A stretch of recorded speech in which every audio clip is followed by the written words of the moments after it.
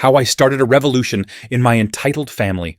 All I wanted was my sisters back. I am currently in custody of my two little sisters, Amy, who is 17, and Lisa, who is 8. Not their real names for obvious reasons. I am a 29 male and we live in Australia. I am Potato, as that's what Lisa calls me, and this is basically the story of how my family felt they were entitled to both of my sisters' bodies, and I wouldn't stand for that. I would like to warn anyone who has faced abuse in the past, as parts of their story may trigger some people, and to anyone who has faced abuse in the past, I do feel deeply sorry for you. The main part of the story takes place about a year ago. I'd moved out 6 years ago at the time and moved to another state for work and study. I was honestly really slack with keeping contact with my family, which is probably why this went on so long. When I do think back to the time before I moved out, I didn't treat Amy the best, and if I hadn't moved out and had so little contact with my family, I may have turned out just as entitled and as much of a horrible person. I came back to visit for a grandparent's birthday.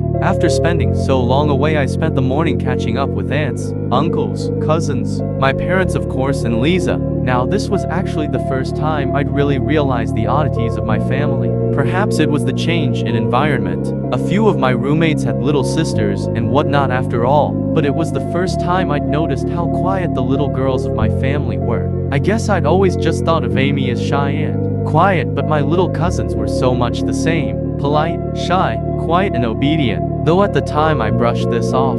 After a few hours, I realized that Amy was nowhere to be seen all day. The party was at my parents' house, so this confused me, and I slipped inside to see if she was cooped up in her room like a lot of 16-year-olds would be, talking to friends or doing assessments. What I found is a memory that will haunt me forever. My oldest uncle on my father's side, laying over my sister, who was quite clearly in a lot of pain and struggling not to cry as he pinned her beneath him. I completely lost it, as any brother would, shouting at him to get off her and out of her room. I scared the hell out of both of them, but in that moment, I was honestly ready to kill my uncle. Amy was pretty messed up in the head when I tried consoling her. She was covered in scars, had a rash that I later found out was an allergic reaction. She was allergic to strawberries. She didn't speak and looked at me as if she expected for me to hurt her too. Her room was dimly lit, the blinds taped close to her wall. All the things she'd had when I left were gone, leaving her bedroom feeling cold and empty, and to add insult to injury, she was 8 months pregnant. When I demanded an explanation from my parents, they, paraphrasing, said that it was my uncle's right, and my father simply pointed out one of my 11-year cousins sitting quietly with her parents and told me to have fun. I stormed off back to Amy's room, quietly packed her a bag of necessities, and managed to sneak her out of the house and into my car before doing the same with Lisa. Part of me wanted to get all my cousins out too, but my main focus was of Amy right now, who sat trembling in the back of my car. I drove them both to the closest police station to report what was happening. I'll skip most of the details of the legal battle that ensued, but my family did not take kindly to being outed for what they were doing. It was a tradition that spanned generations, and there shouldn't be anything wrong with tradition. Amy and Lisa were put into temporary foster care. Amy was wrecked. To her, everyone could and would hurt her, and I got reports every few hours that she was having a panic attack. 3 of my uncles went to jail for a very long time. I got a fair bit of money out of a range of family members. Full custody of both Amy and Lisa, no enforced visitation to their parents. My parents had to pay for any therapy costs, medication, and medical needs for both of them. My family was torn into by this. Many of my aunts leaving their husbands with their children. After finally having the courage to follow me, uncles who had married into the family took their wives, who had also been abused, and cut off ties. I still keep in contact with these members of my family, and I'm grateful for their support and glad that my cousins are safer now. Even some of the older guys who had been brought up thinking it was okay to treat women that way took themselves into counseling once they realized just how messed up it was, and I've had more than one instance where they admitted to hurting Amy and apologized, which I've accepted, as these cousins did their best to take their siblings or other cousins out of harmful environments. Now, I do believe some part of the ruling protected the younger men of the family, provided they see some form of mental health professional, as they grew up thinking that this was all normal, so they didn't end up in jail, but did end up on some list of possible sex offenders. Not entirely sure there. No one is sure who fathered Amy's child, but she had her pregnancy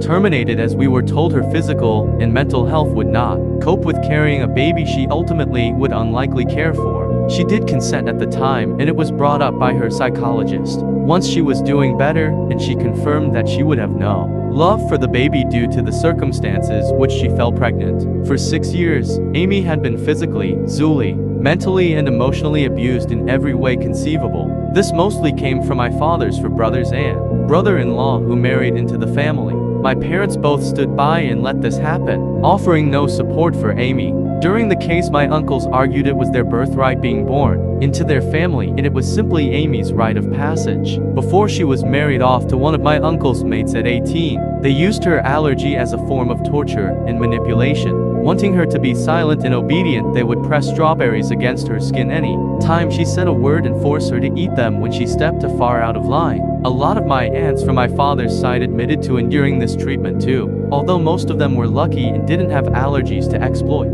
I honestly can't even begin to explain everything that was wrong with Amy because of their behavior. Lisa, for the most part, was okay. She needed a little therapy as she was being groomed into compliance and taught that what she would experience was normal. But Amy had completely shut down. It took 2 months before I could even get her speaking. She trusts me now, and we often sit down, and I let her talk and open up about whatever she feels comfortable to. Her stories often have me struggling to hold back tears while I comfort her. I did get Amy a service dog a few months ago, tailored towards the emotional support she needs on a regular basis. Lickety Split honestly is the goodest of good doggos. She knows exactly when she's needed and is a massive help when it comes to calming Amy's anxiety, especially in public. We've had more than one encounter with unrelated entitled parents thinking they or their kid deserves her dog more than her. Let me know if you want these stories published because I've seen people like to read about service dog-related incidents, but anyone who does think that can honestly fight me.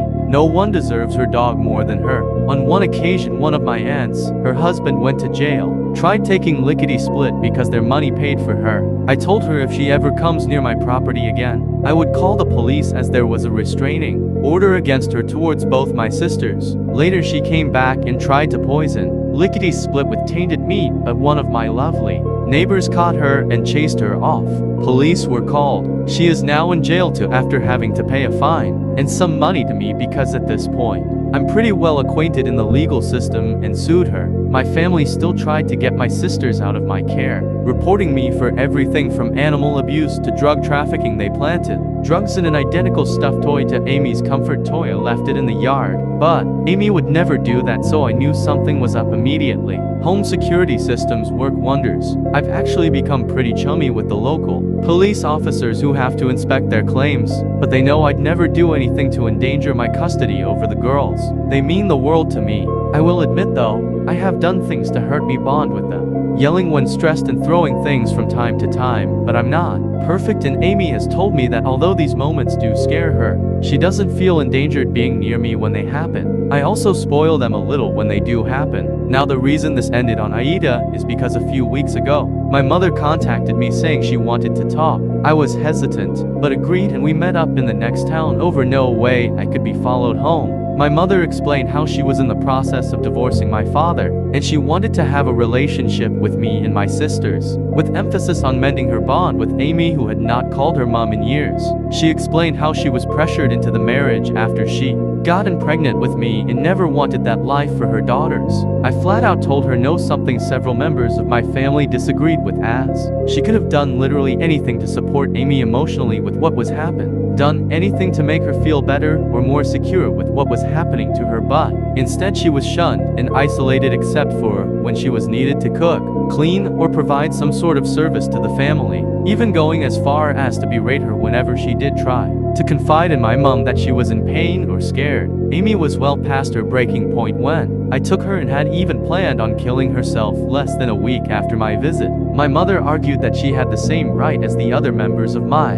family who had left and had contact with my sisters, but I told her it was because they were doing it to protect their children and themselves. They didn't wait a year after losing custody to try and fight for them, and I really don't even need to give a reason. I have custody and she does not. Members of Aida convinced me that when Amy is is in a better place mentally and Lisa is older. I bring it up with them, leave the decision in their hands. I've been told Amy will be independent well after she turns 18. Her mind just doesn't function properly, so there is no risk of her mother getting into contact behind my back, even when she's an adult. And while Amy does have a phone and a computer, she doesn't have any social media as she doesn't want any chance of her family trying to contact her as they've threatened her with many forms of torture in the past. This story doesn't have a slam dunk ending. I have my sisters and they're in a safe environment where they'll get to grow up as kids. Amy is getting the help she needs and is slowly making her way out of tower she built to protect herself in the only way she could, but she knows there isn't a rush to come out.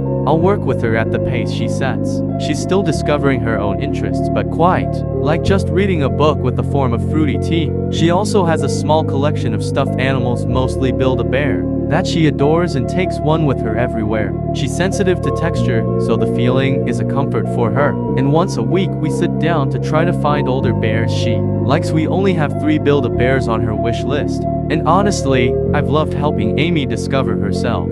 She lost a lot of her ability to think and feel for herself during this time, and watching her find her favorite book genre or her favorite types of music is a great feeling. Knowing how far she's come, and I live for the days she actually manages a smile. I'd be willing to answer most questions, so if you want to know anything, just ask, as I want to bring awareness that these things are still happening to other kids, but obviously some things I'd rather keep to myself for the girls' sake. TLDR, entitled family feel they have a right to do what they want with my little sister's bodies. After I get custody, mother believes she still has a right to see them. Edit. First off, thanks for the awards, it means a lot. And thank you for everyone offering your kind words and support. It's honestly really difficult this past year, and at times I really do struggle, but have to stay strong, having my 2 little girls depend on me so much, and the support every has shown is truly the best. Some extra notes: Amy was pulled out of school at 10. A few months after I left home, she was kept isolated in her room and had very little meaningful contact.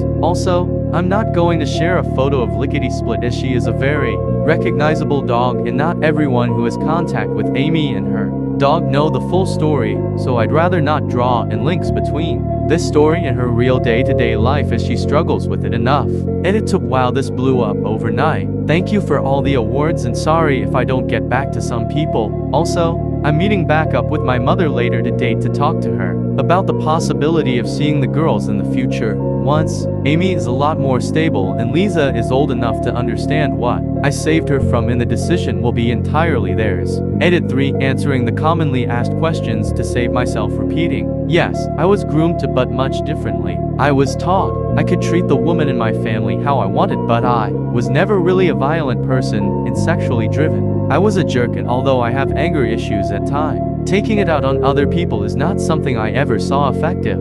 My focuses were more on my studying. Some of the other men in my family were the same and were never really abusive. Unfortunately, it never really clicked in my head that if I was being taught that, what were they teaching my sisters behind my back? I blame myself fully because of how long Amy suffered, and do my best to make amends for it by showing her love no one else cared to do. I am in therapy too. I work closely with Amy's therapist, so don't worry about my mental well-being. I'm looking after me too. And for those mentioning BS, because I didn't go into detail about all the legal detail, I would go days on just a few hours of sleep during the whole legal battle, because I would be looking into every detail I could to know how to help my sisters. Most of it is a messy blur. I also didn't feel many people would care to listen, and I had to chop loads out of my story, and still had people saying it was too long. The story is unbelievable. I get that. I wouldn't want to believe it either. You don't need to say it though, just downvote and move along. I don't care what you choose to believe. Amy was pulled out under the premise that she was being homeschooled. I'm not sure how it worked from there. I was never homeschooled, and I didn't homeschool the girls. I'm not sure how my family got around DOCs or anything like that. I just know it worked for 6 years.